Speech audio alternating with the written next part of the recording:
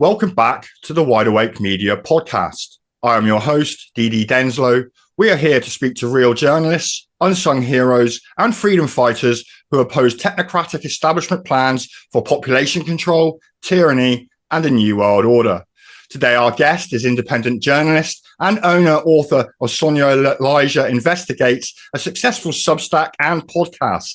Sonia has spent the last 5 years documenting and researching COVID crimes. Never forgive them, never forget them, and never let them do it again. Important, particularly as there's another Chinese virus making the news today. Her latest article, COVID cover-ups, excess deaths, vaccine harms, and coordinated censorship, details the UK establishment's refusal to release excess death data since the rollout of the very safe and effective, fully tested, and definitely not experimental gene therapies, the much-loved mRNA COVID vaccines. You have been a source of truth throughout the COVID era. Welcome to the show, Sonia Elijah. How are you? Thank you so much, Darren of Plymouth, for having me on your show. It's been a great pleasure. And it's been a long time since we've actually spoken. I did have you on TNT back in the day, yes. And it's great to have you back. So you've written this article. It was originally published in the Telegraph, I believe, about how the UK government are refusing to release excess death data in relation to the COVID vaccines in case it hurts people's feelings. Yes. I mean, it's just really, actually, nothing really surprises me anymore. I'm kind of maybe immune from being shocked. But even as I was reading that sort of headline and what the Telegraph was exposing, it's so egregious. So essentially, it was Dr. Claire Craig, the diagnostic pathologist, and along with Us for Them, the campaign group, they were basically requesting via Freedom of Information Act requests for the data, the excess deaths data. So they wanted to know the date of the first dose, roughly the date of the death, and that was it, really. It was going to be all anonymous data, nothing to reveal any identity of anybody. And the UK HSA basically refused, and they took it all the way to a tribunal, but their appeal got dismissed. And essentially it got dismissed on the grounds of it would cause too much distress or anger for the bereaved families. And I even, in my article published, Claire Craig gave me permission to publish the judgment from that tribunal, which was October of this year, I believe. And it was, just really damning. It's sort of like they move around the grounds. First of all, they're saying, it's to do with data privacy. Somebody can come after, they could find out who's died and then go after the families and harass them. Then they moved it along to, it's just going to cause too much distress, anger, and also they were very concerned about it leading to misinformation, that people were going to jump on this and link the deaths to the COVID vaccines. And obviously, it's undeniable at this stage that there is such, evidence for these deaths caused by these COVID shots, which are highly toxic, completely experimental. Never passed really any proper safety studies or anything like that. But we have the UK HSA, a blank refusal from them to release this critical data, which could expose the link. They really want to hide the link between excess deaths and the COVID shots. And you just have to ask why? Why are they so concerned? Why do they want to hide this data? But if you look back, and I've done some prior articles, they've been trying to hide the link for a long time. From the word go. It's not just a recent thing. Yes, it's damning to read it in now the mainstream media picking it up, like the Telegraph. So we have this sort of black box, essentially, like a complete shutdown. We're not releasing this data. and that could expose this link.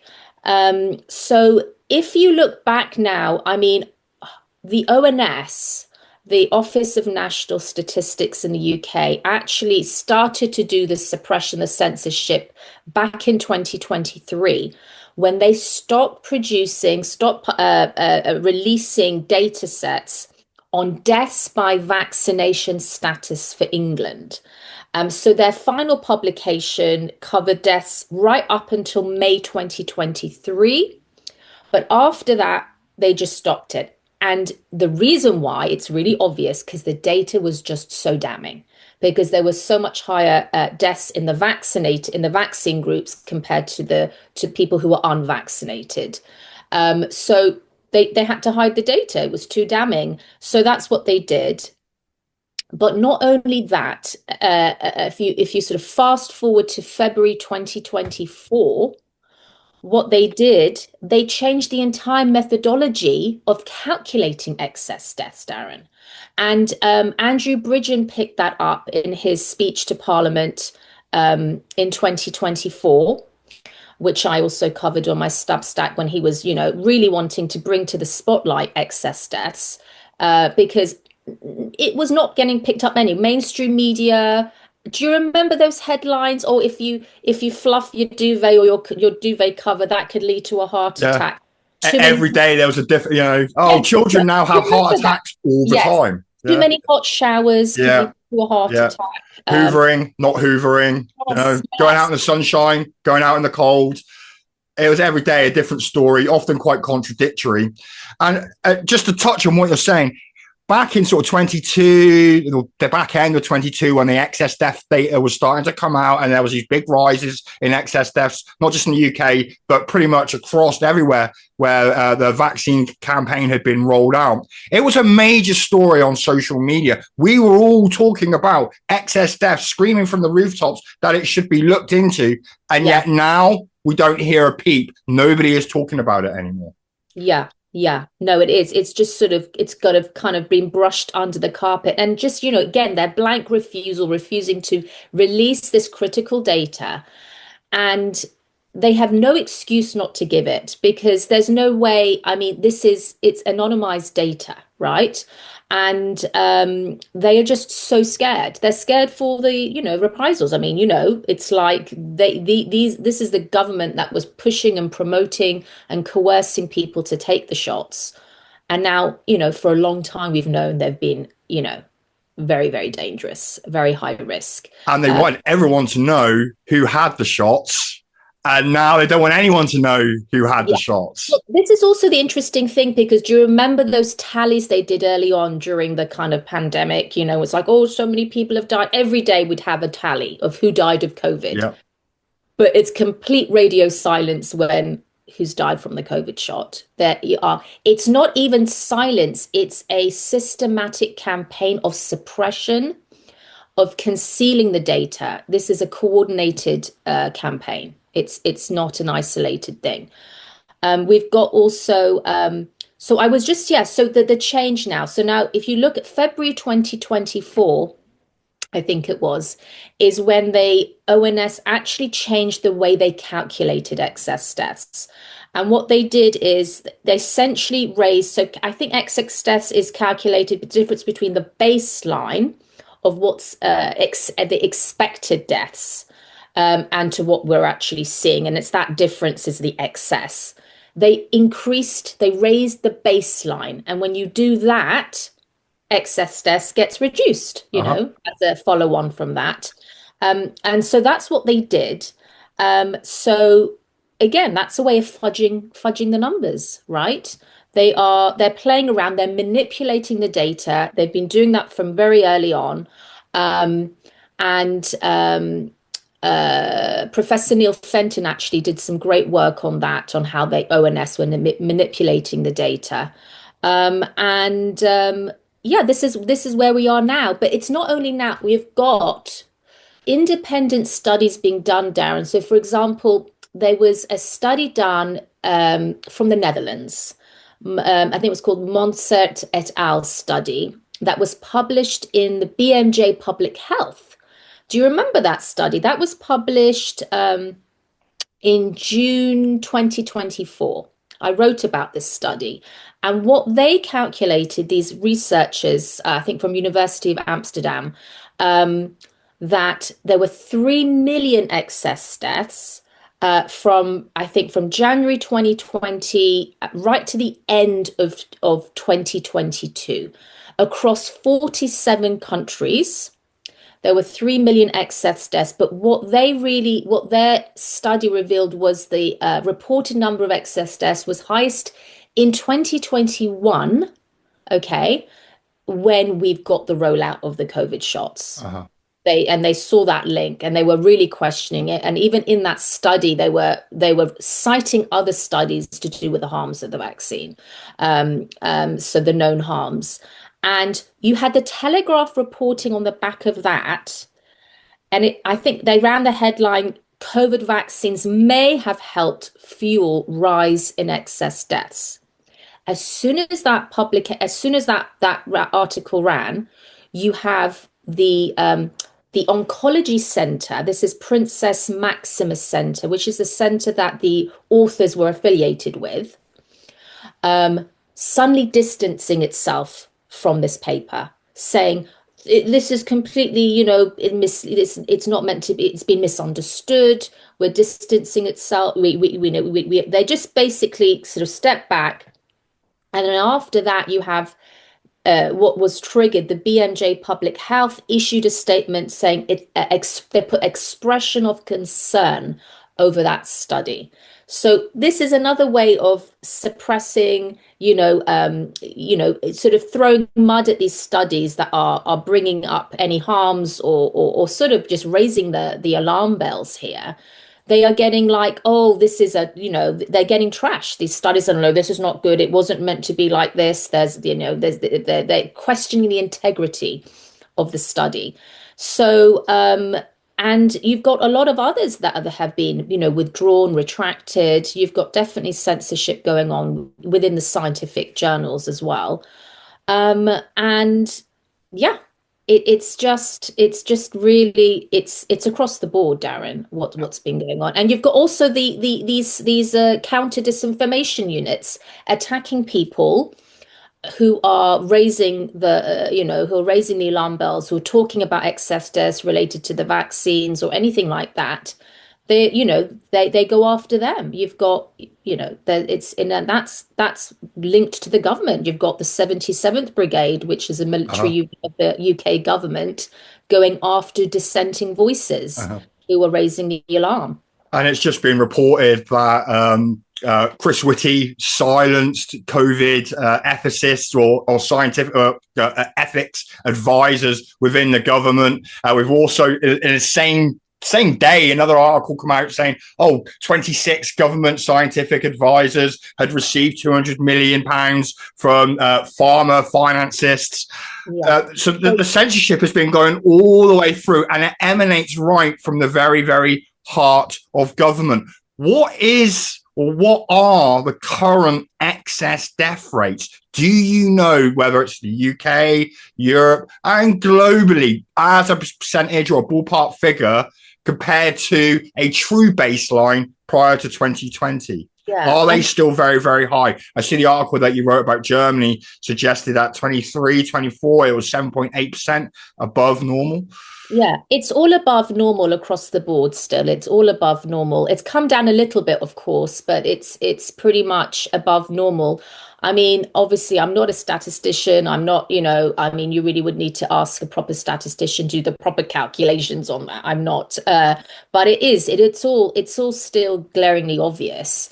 And we know people are dying of, a lot of cardiac arrests, sudden deaths, a lot of neurological problems. And also there was a big thing about these aberrant proteins. So basically, they don't even know what kind of proteins these shots are actually producing.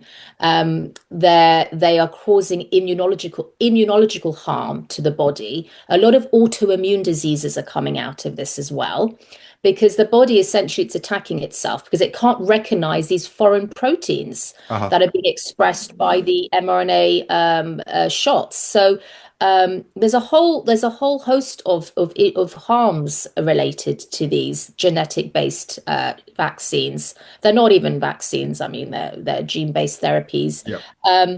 Um, but going back to the recent thing, what we've got with this exposure of these 26 scientists who were part of SAGE. Now, I wrote it. So this is now, we are now what? We're December 2025, Darren. In March 2021, I wrote for the Conservative Woman a three-part investigative series called Sage's Covert Coup, and I highlighted the conflicts of interest with these scientists, with these Sage scientists, 4.5 years ago. So I'm really glad now it's sort of making headway headlines now because I uncovered, they are funded by especially the universities where they work. It's not only the Wellcome Trust, which is what the article recently which was exposed recently. They just sort of zoomed in on the Wellcome Trust. It's the Gates Foundation, the Bill and Melinda Gates Foundation. Hundreds of millions of grants go to these scientists. And these are all organizations with, really hardcore links to the pharmaceutical industry. Their investment portfolio is based on the pharmaceutical industry doing well, right? Mm. And then these are the scientists that were promoted lockdowns, or we can't get out of lockdown until the vaccines are ready. This was just sort of so it's so damning. I just can't. And these conflicts of interest went actually as high up as probably Boris Johnson, no doubt, dodgy bugger that he is, but all the way up to Sunak, who had huge amounts of money through hedge funds invested in Moderna, who at the time had only ever produced one product, a very, very, I must say, very safe and effective COVID vaccine. And I must say that for YouTube, unfortunately. I mentioned that there is another virus doing the rounds at the moment, H3N2. I am sort of now getting into the realms of conspiracy. No one has been arrested. All these articles are coming out with regards to Chris Whitty. I've mentioned Rishi Sunak. There's these 26 scientific advisors who were taking money from Big Pharma. If no justice is provided for these crimes, do you think that they're going to try and run another pandemic again? I mean, absolutely, will try because think about how much control. I mean, really, it was all about control, power, all of that. Furthering their agenda, and it really was the vehicle they used to usher all of that in. And now we're sort of seeing this rise of digital authoritarianism taking place, right, Darren? I really think the whole vaccine passports led to sort of like digital ID kind of. They laid the architecture. The architecture is here, right? They want it to stay, to remain. And obviously it's up to us to not comply with that. Do I see any hope with our institutions? No. Like the regulators, they were lapdogs. They were not watchdogs. They were lapdogs for the pharmaceutical industry, right? We've got the government. I mean, I don't have faith in the government. I don't. It's really up to the citizens to educate themselves, to look at alternative media, independent journalists like yourself, Darren, and others, who are bringing this to light. That you can't rely, of course, on what the BBC is telling you. When the BBC is part of the problem, you've got them helming the Trusted News Initiative that literally was set up. If you look at the date when TNI was set up, it was a few days after the pandemic was announced by the World Health Organization on March the 11th, 2020. You've got a few days later, suddenly TNI coming out with like, we need to combat misinformation, disinformation, with this. So it's been very orchestrated. So I just see these institutions like the MHRA. They need to be disbanded and built up from the ground up with no conflicts of interest. They must not receive their funding from the very industry they're meant to regulate. A huge chunk of their funding comes from pharma. So how are they going to independently regulate that? They have huge conflicts of The interest. poachers are the gamekeepers, aren't Yeah, they? and then you have the revolving door, Yeah, right? Got the revolving door yeah. going on. Many then go on to get jobs at Uh-huh. the farmers. It's just, yeah, revolving door, and you have that across many countries. It's just that's not a UK problem. And there was obviously major financial motives for the vaccine program and that pandemic period. But do you think that there may have been other reasons why we had this vaccine rollout, lockdowns, masking? Do you think there was a deliberate intention to actually harm people, um, harm women and unborn children? And I say this because in the last week, there has been UK HSA has been really, really promoting women getting their pregnancy vaccines. And, with everything that's going on and the fact that, a pregnant woman shouldn't eat shellfish or pate, or they're not recommended to drink alcohol, and every good doctor will say, be careful what you put in your body while you're pregnant. They've got the UK HSA promoting pregnancy vaccines. Do you think there's a deliberate intention to do harm here? I mean, obviously, I can't speak to people's intent, I can't read minds, but from what I see, and obviously I've done extensive research and investigating these periodic safety update reports that were only released again by Freedom of Information request, that the Pfizer had to submit to the European Medicine Agency. And I did a deep dive of that through published for Children's Health Defence Europe, and also looking all the Pfizer files. I mean, I was doing that I from remember like them. 2021. I was looking at those papers, and there was really damning evidence with harms to the fetuses, that it was crossing the placenta. When they said it would just stay in the arm, it Yeah. crossed the placenta going to the feet. So what I was cataloging or documenting these case reports that I was coming upon. So these essentially, yeah, huge, miscarriages, babies born, way, really early, and really premature births leading to deaths. A lot of them had heart problems, these babies. It's just really, really, it's just awful. It really is. And the fact that, you have pregnant women saying, oh, you mustn't eat soft cheese, Yeah. don't eat sushi. Yeah. But yeah, you can take this experience, you can just, you can get jabbed, you can be injected. It really is, it's horrific. It really is. But I can't speak to intent. Do they deliberately mean to harm? You just have to. I'm somebody who likes to look at outcomes. So if they know there has been damage and harm done, there's excess deaths, and they're hiding it, and yet at the same, and as those stories are coming out, oh, we're hiding excess death data and how it relates or correlates to the vaccine rollout, but in the same breath saying, oh, make sure you get your pregnancy vaccines. I'm quite sure that the people who are writing those adverts and putting those adverts out know that there is the potential for harm. And there's one other story, just to finish off, Sonia, and I really appreciate you coming on and talking to us here on the Wide Awake Media podcast, is I saw a report that suggested that the mRNA spike protein is actually now ubiquitous in the environment, and that they are finding people who were never jabbed have actually got this spike protein in their system. Have you seen that story? And do you know anything about shedding? And are we all at risk? Yes. So back in, I think, early 2022, I started talking about shedding. I was really one of the early journalists talking about that because I was going through the Pfizer papers. This is the data dump. This is what the FDA did not want the public to see until like 2096 or something ridiculous. So, a group of scientists, doctors had to take the FDA to court to get this data. This is all the Pfizer data that the FDA relied on to authorize the COVID shots. So, I was seeing shedding. So within the Pfizer's own documents, they were aware of shedding.